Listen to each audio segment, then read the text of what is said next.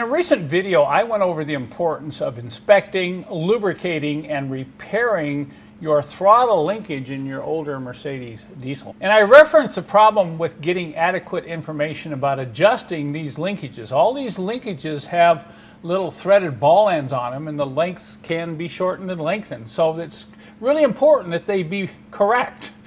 There's a number of reasons why, but you know, it wasn't until 1980, this is a 1980 300SD, that you began to see a lot more linkages. It was pretty simple up through 1979 in the US market. But with the introduction of the EGR valve, things got a little more complex. And I know some of the 82 and 83 240Ds, I mean, you got hoses and valves going all over the place.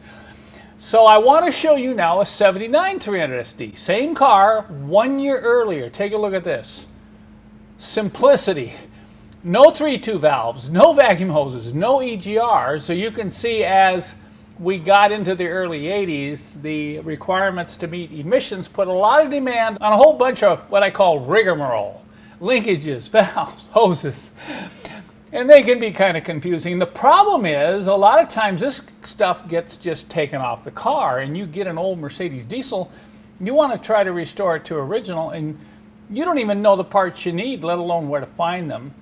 And you saw me going through all my old stock of linkages and valves in those last couple videos I did. So I'm going to put all the extra linkages I have up on my website for sale, because I know some of you will want to get this stuff if it's not on your car. I've amassed quite a collection, and I've got to get it all out here and sort it out. You know, here's some off a 300SD. I do have one complete assembly off an 82 to 84 300D W123. These are the ones that are really hard to find. And then I have another assembly.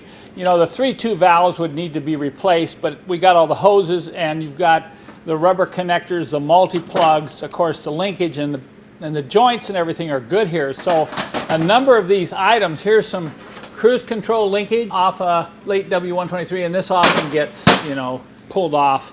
But even the vacuum hoses, you know, being able to get a full set of vacuum hoses like that will help you figure out what in the world do you have to do to get this all connected. But I'm finding more and more of these old diesels, a lot of 3-2 valves and linkages and vacuum hoses have been removed and thrown away. So we'll get this up on the website. Just put throttle linkage in the search box on any page on my website, and it'll take you to all these items that you see here, plus more. I've already started to package some up and mark them, so Kai and the crew will know what to ship.